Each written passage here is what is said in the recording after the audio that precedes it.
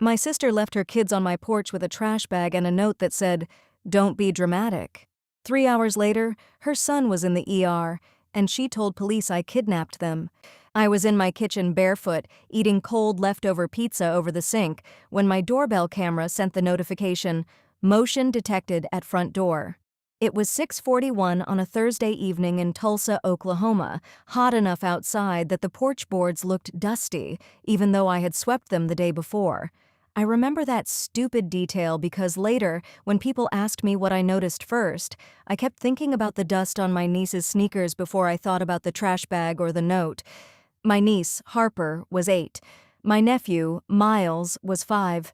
Harper had her school backpack on and her little purple overnight bag in one hand.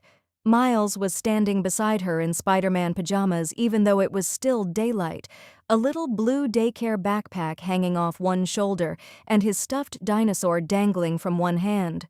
Behind them, at the curb, my sister's white Kia was already pulling away. I watched the clip twice before I moved. Harper pressed the doorbell, then turned around like she expected her mom to come back. Miles looked straight into the camera and said, "Aunt Jenna?" His voice sounded small through the speaker, and that was what finally got my legs working. I opened the door so fast I nearly tripped over the rug. Harper was trying to look grown, because she did that a lot around adults. She had this face she put on when she was scared, like if she stood still enough and answered questions the right way, nobody would make things worse. Miles just started crying, not loud at first, just his mouth folding down and his little shoulders coming up around his ears. I crouched down and asked where their mom was. Harper looked behind her again, but the street was empty except for Mrs. Larkin across the road pretending not to watch from behind her blinds. Harper said, "She said you said yes," and the way she said it made it clear she knew there was a problem before I even answered. I had not said yes. I had not been asked. There was a folded piece of notebook paper tucked into the side pocket of Harper's bag, and I saw my name written across it in my sister's rushed handwriting. Just Jenna, like she was dropping off a package and not 2 children. Inside the note, Maya had written, "Going to Keystone Lake with Trent for a few days. You always say you want to help, so help. Food money is in Harper's front pocket. Don't be dramatic. I'll be back Sunday night or Monday morning." There was no food money in Harper's front pocket, only a bent library card, a granola bar wrapper, and one of those tiny plastic rings from a cupcake. I stood there holding that note while Harper watched my face. She knew how to read adult faces better than any kid should, and I hated that I had to work so hard to keep mine calm. I asked her if they had dinner, and she shook her head while Miles whispered, "Mom said we had nuggets." There were no nuggets. There was no car seat, no medicine bag, no insurance cards, no school clothes, except whatever had been shoved into the trash bag my sister had thrown on my porch like laundry she didn't want anymore. Harper kept her backpack on even after I told them to come inside, like she wasn't sure yet whether she was allowed to stay. I got them water first because Miles's face was red and sweaty. Harper kept saying she could help. She could make his plate. She knew where the cups were. She could text her mom if I wanted. I told her to sit down, and she didn't. She stood beside my kitchen table with her hands on the straps of her backpack, waiting for an adult to tell her what version of useful she had to be. That pissed me off more than the note. I called my sister and it went straight to voicemail. I called again, same thing. I texted, "Maya, what the hell? You dropped the kids at my house without asking. Call me now." The message delivered, but she didn't answer. I called our mother next. Denise answered on the 3rd ring with her tired voice already loaded, like she knew something had happened and had decided in advance that I was going to be the problem. When I said Maya had left Harper and Miles on my porch, Mom went quiet for half a second and then sighed.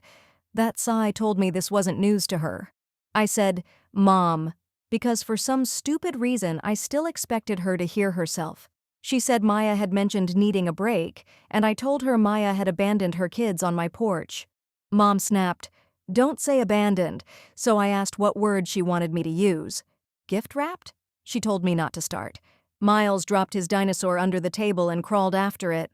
Harper flinched when the chair scraped, so I lowered my voice and told Mom that Maya hadn't asked me, hadn't left money, hadn't left medicine, and I didn't even know if Miles had his inhaler. Mom said, "He hasn't needed that in months," which was a lie. Miles had asthma that flared whenever the weather changed, and Oklahoma weather changed whenever it got bored. I asked if she knew Maya was leaving them here. Mom said, "She said you had agreed," and I laughed because the idea was so stupid my body didn't know what else to do. I asked why she hadn't checked with me, and she said, "You two need to stop dragging me into everything." I looked at those kids in my kitchen and told her Maya had left 2 children on my doorstep. Mom said, "And you're their aunt." That was always the sentence everybody used when they needed me to stop having limits. You're their aunt, like that meant my apartment, job, bank account, sleep, and ability to keep 2 children safe were all community property whenever Maya got tired of parenting. I loved those kids. That was the part everybody used against me. I loved Harper and Miles in the actual way, the school pickup way, the birthday cupcakes way, the sitting through a kindergarten concert where Miles only sang 3 words and waved at the wrong woman way. Maya loved them in pictures, with matching outfits at the pumpkin patch and long captions about motherhood being her purpose, usually uploaded from a bar bathroom while our mom watched the kids. I had helped before, too many times to count cleanly. I had taken them for weekends when Maya said she had the flu and then posted from a lake house. I had bought Harper shoes when Maya spent child support on concert tickets. I had picked Miles up from daycare because Maya forgot and then somehow made me feel like a monster for mentioning it. A month before this, I had finally told her no. She had asked me to keep them for a couple nights while she went to Dallas with Trent, her boyfriend of 6 months, a man who wore too much cologne, and once told Harper she was dramatic like her aunt because she cried after he ate her last popsicle.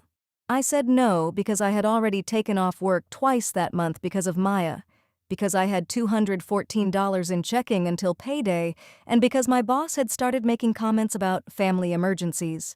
Maya sent me a voice memo after I said no. "You act like you're so much better than me because you don't have kids. Must be nice to play auntie and then clock out whenever you want." "Usually," I answered. Usually I defended myself and got dragged into a 2-hour argument where Maya cried, called me selfish, brought up something from 2009, then asked for money. That time I didn't answer, so she put her children on my porch. I gave them scrambled eggs and toast because that was all I had that looked like dinner. Harper kept apologizing for eating too much, even though she ate 1 piece of toast and half an egg. Miles asked if his mom was coming back before bedtime, and I said I didn't know.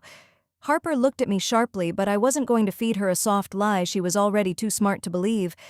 I told her I was trying to reach her mom, and that both of them were safe with me that night.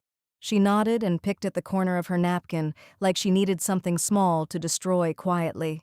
After dinner, I went through their bags and found 2 pairs of leggings for Harper, 1 t-shirt, 3 pairs of underwear, her school folder, and a toothbrush with no cap. Miles had pajama pants, 1 pair of shorts, a hoodie even though it was June, and no underwear. The trash bag had random clothes from both of them mixed together, some clean, some not. There was a wet swimsuit wrapped inside a towel that smelled like mildew. There was no inhaler, no allergy medicine, no documents, no note from school, and no emergency contact information beyond whatever Maya assumed I would magically know. I texted Maya again and asked where Miles's inhaler was. Nothing. I texted Trent, "Your girlfriend dropped her kids at my house without asking. Tell her to call me." The bubble popped up for a second, then disappeared. Then he blocked me. My stomach dropped in a way anger didn't cover. I looked at Harper sitting on my couch beside Miles, both of them watching cartoons like they were afraid to laugh too loudly. Miles had sauce on his cheek from the eggs. Harper had her hand resting near his foot, not touching it, just close enough to make sure he was still there. I called the non-emergency police line first because I didn't know what the proper step was. I told the dispatcher my sister had left her minor children at my home without my consent, and I could not reach her. When she asked if the children were in immediate danger, I looked at Miles. He was safe from me, technically, but his mother had left him without medication, without a return time, and without making sure I had actually agreed to care for him. I said I believed it was child abandonment. The dispatcher told me an officer could come out and take a report, but if I had immediate concerns about care or neglect, I should contact CPS as well. So I did. I sat at the kitchen table with one hand over my mouth and made the call I had threatened in my head for 2 years, but never actually made. The woman on the hotline asked questions in a calm voice: names, ages, address, mother's name, father information, medical concerns, whether there was food in the home, and whether this had happened before. That question almost broke me because I heard myself saying yes over and over. Yes, she had left them before. Yes, sometimes without clear return times. Yes, Harper acted like a caretaker. Yes, Miles had missed daycare pickups. Yes, I had texts. Yes, I had the doorbell footage. Yes, I had the note. Harper came into the kitchen halfway through the call and stood near the fridge. I turned away, not because I was ashamed of calling, but because I didn't want her to hear me list her childhood like evidence. She still heard enough. After I hung up, she asked if they were in trouble, and I told her no. Then she asked if her mom was, and I didn't answer fast enough. Her face changed, not with surprise exactly, but recognition. The officer came around 9:15. His name was Officer Bell, and he looked about my dad's age. He stood on my porch while I explained, then stepped inside after I asked him to because I didn't want Harper and Miles seeing a cop at the door like some nightmare their mother would later twist. He took the note in a plastic sleeve, watched the doorbell video on my phone, and asked if Maya had custody. I said yes, as far as I knew, though the kid's father, Evan, had court-ordered weekends, and Maya treated the schedule like a suggestion whenever it suited her. Officer Bell asked if I had contacted him, and I hadn't. That made me feel stupid. I had Evan's number from years ago, but Maya had trained all of us to think of him as useless, and I hated realizing how easily I had accepted her version because it made the family story simpler. I texted him while the officer stood there. I wrote, "This is Jenna, Maya's sister. Harper and Miles are safe at my house. Maya left them here without asking, and I can't reach her. I've contacted CPS." He called within 30 seconds, his voice rough like he had been asleep or sick or scared. He asked what I meant by "left them," and I put him on speaker with Officer Bell's permission. Evan said he was in Stillwater for work and had been trying to get Maya to follow the custody schedule for months. He was supposed to have the kids that weekend, but Maya had told him there was a family wedding and he could make it up later. He sounded angry, but not performative angry, more like tired angry, the kind that comes from waiting for the other shoe to drop and hating yourself for being right. Officer Bell took his information. CPS called back around 10:30 and said a worker would come out. By then, Miles had started wheezing, not badly yet, just that tight little cough that made Harper sit up straighter. I asked Harper where his inhaler usually was, and she said, "Mom keeps it in her purse because Miles loses stuff." I called Maya again, but it went straight to voicemail. I texted, "Miles is wheezing. Where is the inhaler?" Nothing. I texted Mom and asked if she knew where it was. She replied, "Stop escalating. Maya will be furious." I stared at that message until my eyes blurred at the edges. Then Miles coughed again from the couch and I wrote back, "He needs medicine." Mom answered, "Then take him to urgent care if you're so worried." If you're so worried, like I was being dramatic about a 5-year-old trying to breathe right. I took him to the ER. I still had the spare booster seat in my trunk from all the times I'd picked Miles up from daycare, thank God, because Maya hadn't left one of those either. Officer Bell stayed until I loaded both kids into my car, and Harper insisted on bringing both backpacks. She buckled Miles in before I even reached his side. At the hospital, I had to explain that I was their aunt, not their guardian, that their mother was unreachable, that CPS had been called, and that the child had asthma but no inhaler because his mother had left him without it. The nurse's mouth tightened, but she stayed professional. Miles got a breathing treatment. Harper sat in the chair beside me with her feet tucked under her, watching every adult who came through the curtain.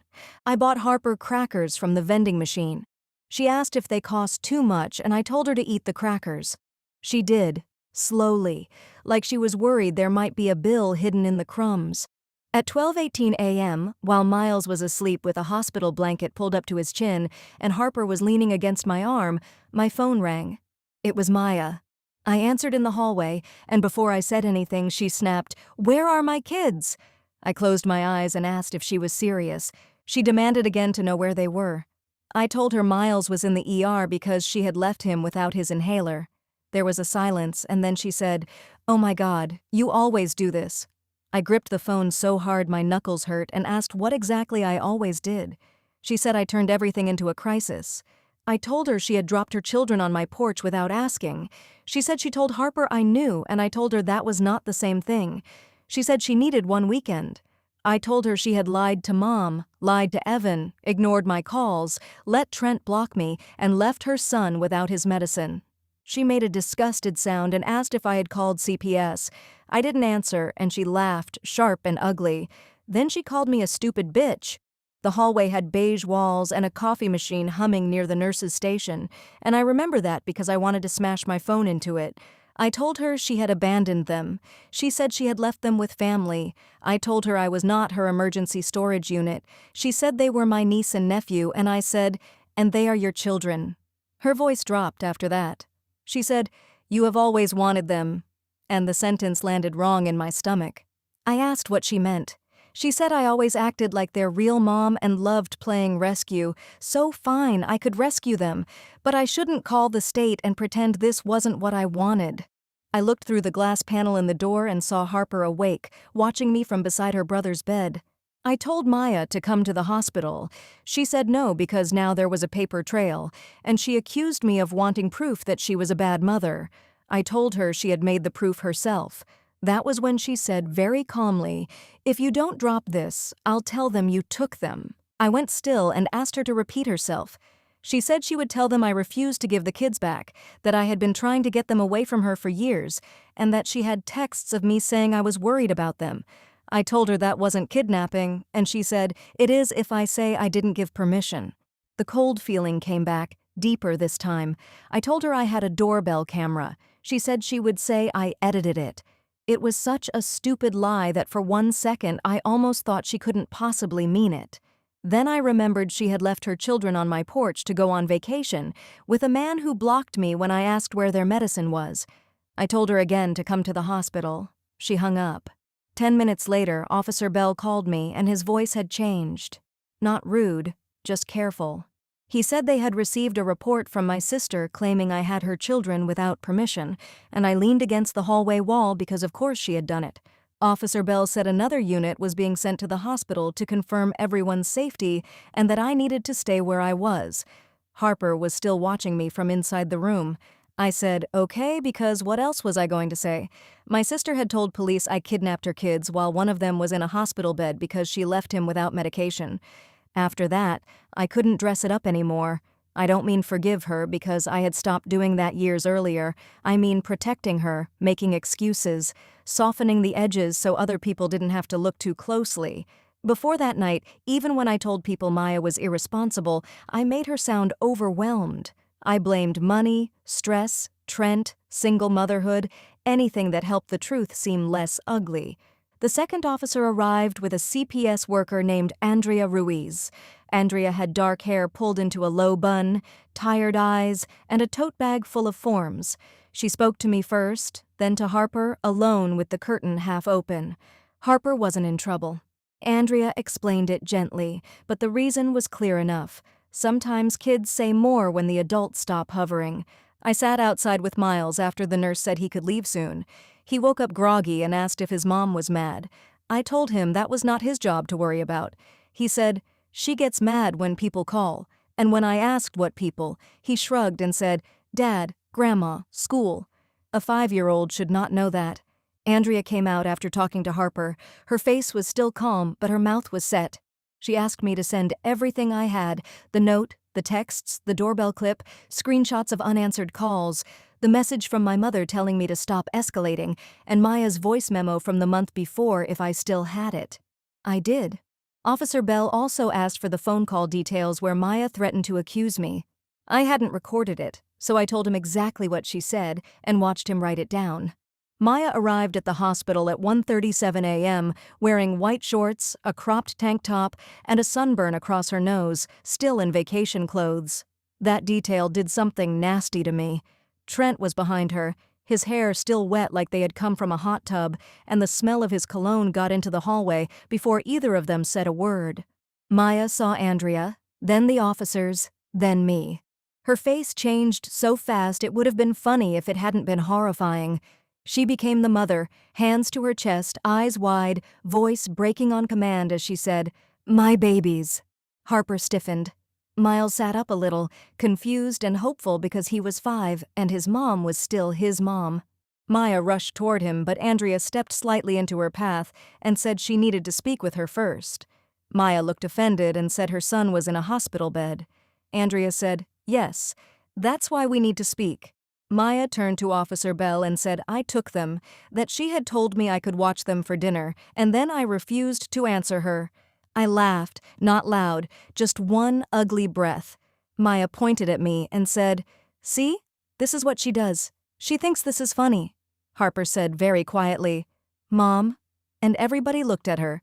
She was standing beside the bed with one hand gripping Miles's blanket. Maya looked right at her and said, "Harper, baby, tell them Aunt Jenna knew you were coming." Harper's face went pale. That was the first time I watched my sister try to use her own daughter as a witness while the child was still in the room, still wearing the clothes she had been dropped off in. I stepped forward and told Maya not to put that on her. Maya snapped at me to shut up, and Officer Bell said her name once, just firm enough to make the room tighten. Andrea crouched a little, making herself shorter than Harper, and told her she did not have to answer anything right then. Maya's eyes cut to Harper anyway, and that look said answer right or pay later. Harper saw it. Andrea saw it too. Miles started crying again, not because of his breathing this time, but because adults were doing adult things around him, and his little body knew it was bad. Trent finally spoke and said, "Can we just get out of here? This is insane." Andrea asked who he was, and he crossed his arms like that was a normal response in a hospital room with 2 scared children, and said he was Maya's boyfriend. Officer Bell asked if Trent had been present when the children were left at my house. Trent said no. Maya turned on him so fast she forgot herself and snapped, "You were in the car." He blinked, and the room went quiet. Officer Bell asked, "You were in the car?" Trent shifted and said, "I mean, yeah, but I didn't know she didn't know." Maya hissed his name. Trent held up both hands and said, "I'm not catching a charge for your family drama." 6 months of him acting like some king in her passenger seat, and he folded the second a cop looked at him. Maya's fake tears stopped so abruptly it was like someone cut a wire. Andrea asked Maya and Trent to step into the hall. Maya refused at first, then Officer Bell told her it would be better to cooperate. She went, but before she did, she pointed at me and said, "You did this because you're lonely." I had a lot I could have said, but the only thing that came out was, "Your son couldn't breathe." Her face flickered for half a second. She knew. I saw it before she looked away. That tiny flash stayed with me longer than her screaming did, because it meant the truth had reached her. And she still chose herself. CPS did not let Maya take the kids home that night. Writing that in one sentence makes it sound cleaner than it was. It was Maya yelling in a hospital hallway at 2:15 a.m. It was her calling me a jealous cow in front of a vending machine. It was Trent sitting in a plastic chair scrolling his phone like he had accidentally walked into the wrong movie. It was my mother calling me 17 times in a row after Maya texted her whatever version made me the villain. It was Harper asking Andrea if she had to go with Mom if Mom cried. Andrea told her, "Not tonight." Harper didn't smile. She just sat down hard like her knees gave out. The temporary plan was emergency kinship placement with me until a hearing. Evan was driving down from Stillwater and would be assessed too, but he lived in a 1-bedroom extended stay hotel during part of his work week and his apartment was 2 hours away. Andrea explained it wasn't about punishing him. They needed the kids somewhere stable for the night while they verified his housing, work schedule, custody paperwork, and whether he could safely take over care without another rushed handoff. I signed forms with a hand that kept shaking. Maya saw that and said, "Look at her. She can't even handle paperwork, but she thinks she can handle my kids." For years I had swallowed things because the kids were there, because Mom was tired, because Maya would cry, because I didn't want to be cruel. That night, I said what I had been biting down on for too long. I told Maya she had left Miles without his inhaler so she could go drink in a hot tub with a man who sold her out in 30 seconds. When her mouth opened, I kept going. I told her she had reported me for kidnapping while her son was getting a breathing treatment, and that she had tried to make Harper lie while she was standing beside his hospital bed. Maya's face twisted, and she said I had always hated that she had kids first. I stepped closer before I could stop myself and said, "No, Maya, I hated watching your kids learn how to survive you." That shut her up. Not because it changed her, but because it hit. Harper heard it, and I wish she hadn't. But she had heard worse from softer voices. We left the hospital around 3:40 a.m. Miles had a prescription and a temporary inhaler. Andrea followed me home, and Officer Bell said another report would be added regarding Maya's false statement. He didn't promise charges. Cops never promise the dramatic thing people want in stories. He said it would be documented, and documentation became the only thing in the room that Maya couldn't cry over, bully, or rewrite. The doorbell footage mattered. So did the hospital discharge papers, CPS intake notes, police report numbers, screenshots, call logs, school attendance records, daycare late pickup fees, Evan's custody complaints, and the texts where Maya admitted she had needed a break. Even my mother's messages mattered, including the one where she told me to stop escalating while Miles was wheezing. By sunrise, my living room looked like a thrift store had thrown up children's clothes. Harper slept on the couch because she didn't want to be in my room. Miles slept on an air mattress beside her, one hand wrapped around the dinosaur's neck. I sat at the kitchen table with a cup of coffee I never drank and watched the sun come through the blinds. At 7:12 a.m., my mother showed up. She didn't knock. She used the spare key I had given her 2 years before when I had pneumonia. The lock turned, and I was out of the chair before the door fully opened. I told her no before she got one foot inside. Mom froze in the doorway. She looked older than usual in sweatpants with no makeup and gray roots showing at her temples. For 1 second, I almost felt bad. Then she asked where her grandbabies were, and I stepped onto the porch and pulled the door mostly closed behind me. I told her they were asleep. She said she needed to see them. I told her no again. Her eyebrows went up like I had forgotten my place, and she said she was their grandmother. I told her I was the person CPS had placed them with at 4 in the morning because her daughter had abandoned them. Mom looked around like the neighbors might hear. She told me to keep my voice down, and that made me laugh because of course that was what she cared about. She said Maya had made a mistake. I said Maya had made a police report. Mom said she panicked. I said she lied. Mom said Maya was scared I was trying to take her children. I told her I had called CPS because Maya left them here without asking and Miles ended up in the ER. Mom's mouth pinched, and she said Maya thought I was exaggerating the breathing thing. I stared at my own mother and realized I had been trained to hear that crap as normal. I told her to get off my porch. She said my name in that warning voice parents use when they think you are still small enough to manage. I told her she had told me to stop escalating while Miles needed medicine, that she knew Maya was leaving town, that she never checked if I had agreed, and that she cared more about Maya being furious than Miles breathing. She lifted a hand like she wanted to touch my arm. I stepped back, and that hurt her. Mom said I didn't understand what it was like to have a difficult child. I said Maya was 34. She said Maya had always needed more support. I said Maya had children. Mom's eyes filled with tears, and I was raised to fold when my mother cried. Maya learned it from her, and maybe I did too, but that morning I didn't. I told her if she used that key again, I was changing the locks. Her tears stopped so fast it almost embarrassed both of us. She asked if I was punishing her too, and I told her I was protecting my house from anyone who thought children were props in Maya's breakdowns. She grabbed my wrist hard enough that my keys dug into my palm. We both looked down at her hand. For 1 second, she looked horrified. Then she looked angry that I had made her show herself. I told her to let go, and she did. Mrs. Larkin's blinds moved across the street. Mom whispered that I was tearing the family apart. I told her I was not holding it together with my teeth anymore. She left after that, and I changed the locks that afternoon.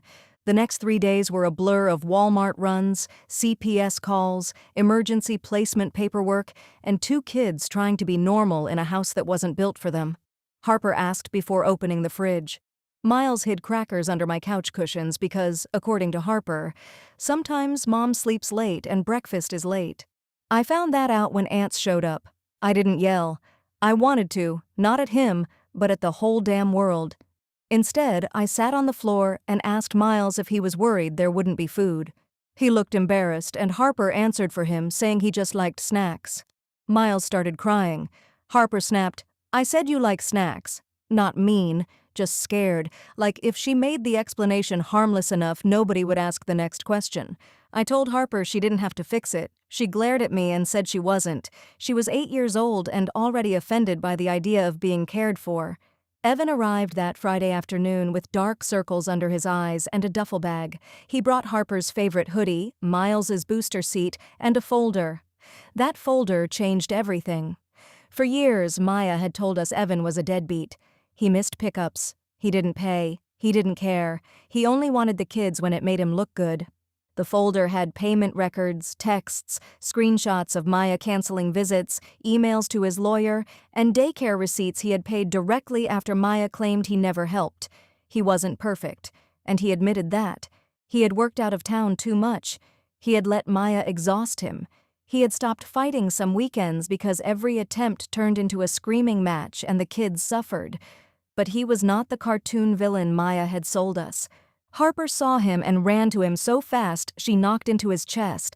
Miles followed after a second, then got shy and buried his face in Evan's leg. Evan cried quietly into Harper's hair, the silent, embarrassed kind of crying people do when they don't want to scare kids. I looked away to give him privacy. Later, when the kids were watching a movie, Evan stood in my kitchen and said he should have pushed harder. I was too tired to comfort him with lies, so I said, "Yeah, you should have." He nodded and said, "I know." That was the first adult sentence I had heard all week. The emergency hearing happened the following Tuesday. Maya showed up in a navy dress like she was going to church, with Mom beside her and Trent nowhere in sight. She had curled her hair. She had a folder too, but hers was mostly printed screenshots of old texts where I said things like, "I can take them Friday," or "I'm worried about Harper." Her argument was that I had an unhealthy attachment to her children. Her lawyer, who looked like he had met her that morning and regretted it by 9:05, tried to frame the porch drop-off as a misunderstanding between sisters. Then Andrea testified, and the calmness of it made it worse. Andrea described the note, the lack of medication, the hospital visit, Harper's caretaking behavior, Maya's false report, Trent confirming they had both been in the car, and Evan's documented attempts to exercise visitation. Officer Bell confirmed the doorbell footage and the police report. Then the judge asked Maya one simple question. Had she personally handed the children to me? Maya said she had left them at my house. The judge said that was not what she asked. Maya looked at her lawyer, and he looked at the table. The judge asked again if Maya had personally handed the children to me, and Maya said no. The room went quiet. Then the judge asked if I had verbally agreed to care for them before she left. Maya said we had discussed it before. The judge said again that was not what she asked. Maya's face went red and she finally said no. There was no screaming twist, just my sister cornered by two normal questions. Temporary custody went to Evan, with the kids staying with me during his work transition for the next 2 weeks under a safety plan. Maya got supervised visitation pending further review. Mom was not approved as a supervisor because of the messages and because Harper told Andrea that Grandma said, "Mommy only yells because people make her." Mom cried in the hallway afterward. Maya didn't. She walked straight up to me outside the courtroom and said, "I hope you're happy." Harper and Miles were not there, so for once there were no small ears to protect. I told her I hoped she finally felt embarrassed enough to stop hurting them. She slapped me. The courthouse security guard saw it, and Maya got removed from the building screaming that I had ruined her life. That became another document. After that, things got worse before they got better. Maya posted on Facebook that her children had been taken by a bitter family member weaponizing the system. She used a photo of Harper and Miles from Easter, both of them squinting in the sun with baskets in their hands. My mother shared it. Then cousins shared it. Then people I barely knew started messaging me. Some were polite enough to pretend they were just checking in. Others went straight to calling me evil. One woman from Maya's church wrote, "You'll understand when you have your own kids." I wrote back, "I understood enough to take Miles to the ER." She didn't answer. Maya's post stayed up for 6 hours before Evan's lawyer sent something official looking and she deleted it. 6 hours is enough in a family that feeds on drama. Screenshots went everywhere, and Harper heard about it from a cousin at summer camp. She came home quiet that day and asked if people thought I stole her. I was washing dishes and my hands were in soapy water. I turned off the faucet and dried them. I told her no. Harper stared at the floor and said her mom had posted online that someone took them. I sat across from her and told her that her mom said something that wasn't true because she was angry. Harper's mouth tightened and she said, "She does that." I wanted to say yes. I wanted to say I know. I wanted to say I'm sorry every adult around you spent so long pretending not to see it. Instead I said, "Yeah, sometimes she does." Harper picked at the skin near her thumbnail until it bled. I got a Band-Aid. Miles started having accidents at night around that same time, even though Evan said he hadn't done that in a year. The first time it happened at my house, he sobbed so hard he gagged. I found him standing beside the air mattress, pajama pants wet, whispering, "Don't tell Mom." I didn't say it was okay because clearly it wasn't okay to him. I told him he was not in trouble. He kept shaking, so I stripped the sheets, put them in the washer, and gave him one of my big t-shirts to sleep in. He followed me around the house while I cleaned like a little ghost. At the washer, he said, "Mom gets mad when stuff smells." I shoved the wet sheets in harder than I needed to and told him she wasn't there. He looked up at me, but that was not comfort to him yet. It took time. Evan moved his work schedule around and rented a 2-bedroom duplex near the kids' school. It was ugly in the way cheap rentals are ugly, with beige carpet and cabinets that stuck, but Harper got to pick a blue comforter, and Miles got dinosaur wall decals. CPS approved overnight visits, then expanded them. Evan made mistakes. He bought the wrong cereal, and Harper had a meltdown because Maya used to scream when people wasted food. He forgot Miles needed his stuffed dinosaur for daycare nap time. He called me too many times at first because he was scared to mess up, and I snapped at him one night after the 4th laundry question that I was not their mother either. The silence after I said it felt mean. Then he said, "You're right. Sorry." Again, an adult sentence. I cried after I hung up because I was exhausted and because part of me had wanted him to deny it. Some ugly piece of me wanted someone to say I had become their mother, because then maybe all the sacrifice would have a name. I did the right thing, but I was not clean inside it. I resented Maya. I resented Evan for not fighting harder sooner. I resented my mother for making me the bad guy because I was the easier daughter to hurt. Sometimes I even resented the kids for needing so much when none of it was their fault. And then I hated myself so sharply I could barely look in the mirror. One night, Harper spilled orange juice on my laptop. Not a little. A full cup soaked the keyboard and killed it immediately. She froze. Miles froze too, from across the room. The whole house went silent. I had a work presentation due. I could not afford a new laptop.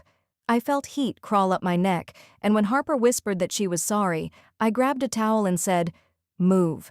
She moved so fast she bumped into the wall, and that snapped me out of it enough to remember who I was talking to.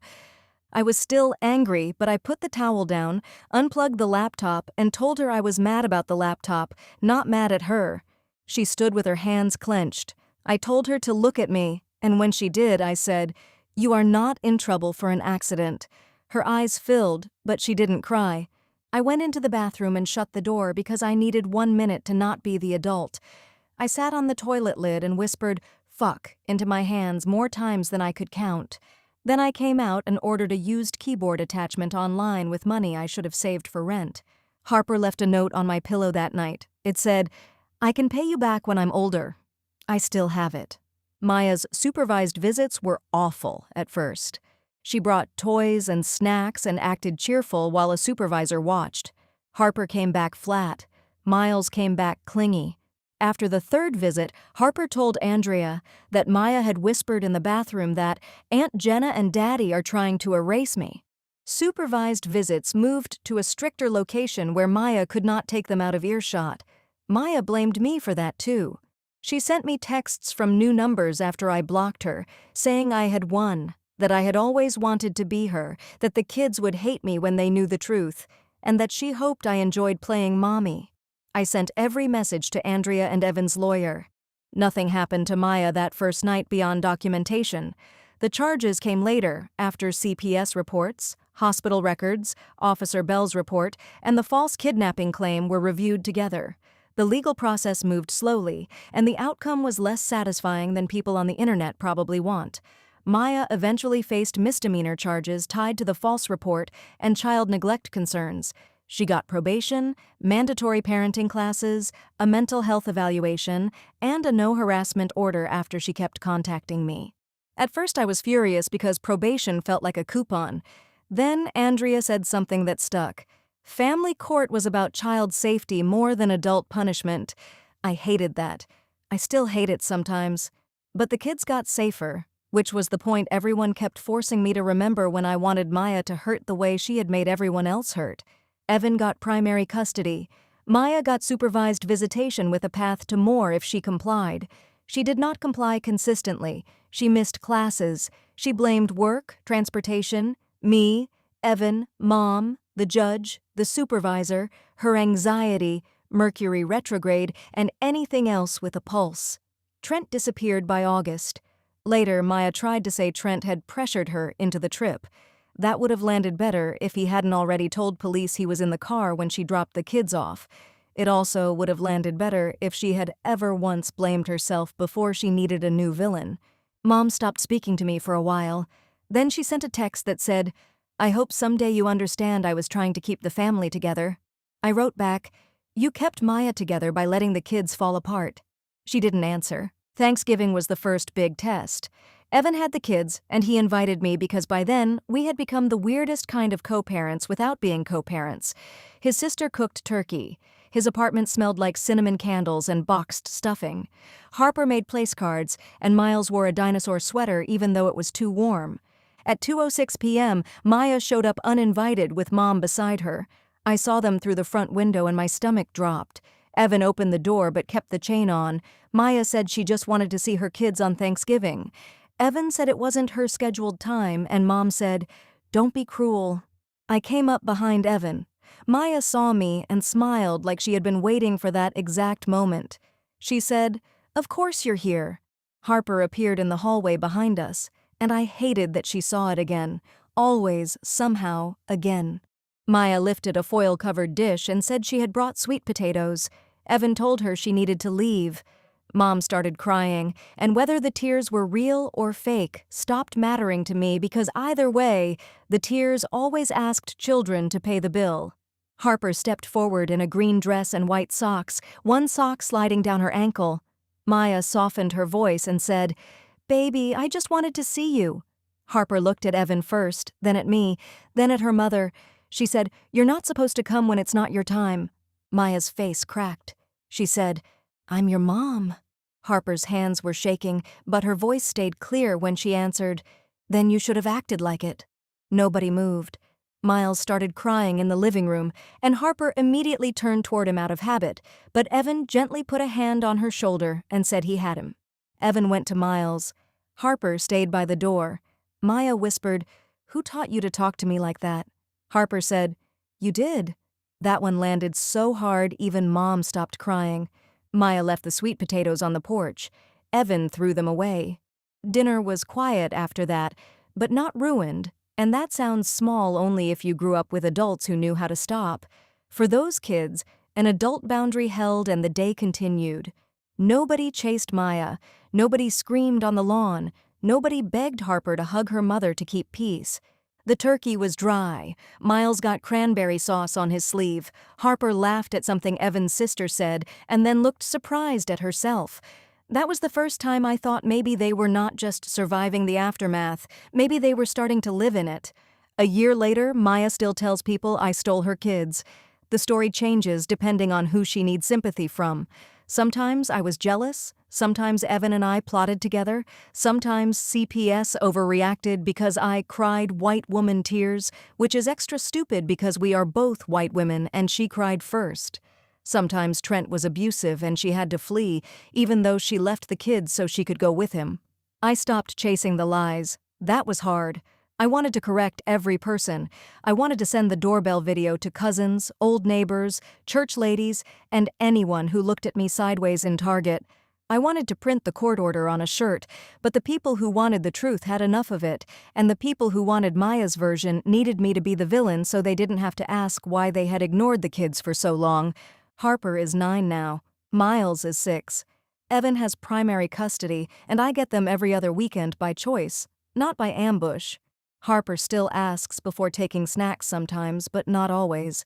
Miles keeps crackers in his backpack, but now it seems more like a kid being weird than a kid preparing for neglect.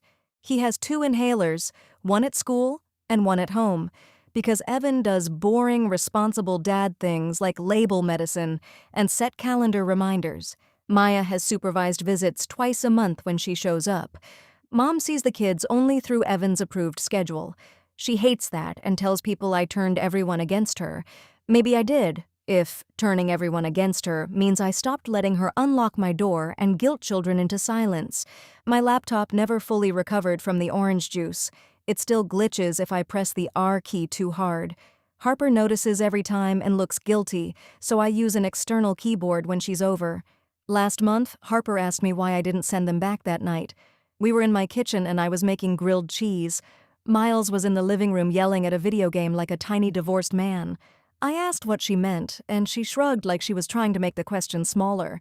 She said, "When Mom said you took us, why didn't you just let her take us so everyone stopped being mad?" I turned the heat down because the bread was burning, then sat across from her. I told her stopping adults from being mad was not her job. She stared at the table, and I added that she and Miles had not been safe that night. She nodded a little and said, "I knew." 2 words from an almost 10-year-old girl who had known her mother put her somewhere unsafe and had waited to see if any adult would say it out loud. I told her I was sorry. She picked at the edge of her plate and said, "Mom says sorry and then does stuff again." That one took me a second. I said, "Then I'll say it different. You deserved better." She didn't look at me. She just took a bite of grilled cheese like that was all she could handle. People in my family still ask if I regret making that call, like the phone call was the damage and not everything that came before it. I don't. I regret not calling sooner. I regret every time I let Maya frame neglect as stress. I regret every weekend I took the kids without documenting it because I thought keeping peace was the same as helping. I regret teaching Harper by accident that the calm adult would always absorb the damage, but I do not regret making the call. My sister left her children on my porch to go on vacation, then tried to destroy me for refusing to hide it. She thought the worst thing I could do was call CPS.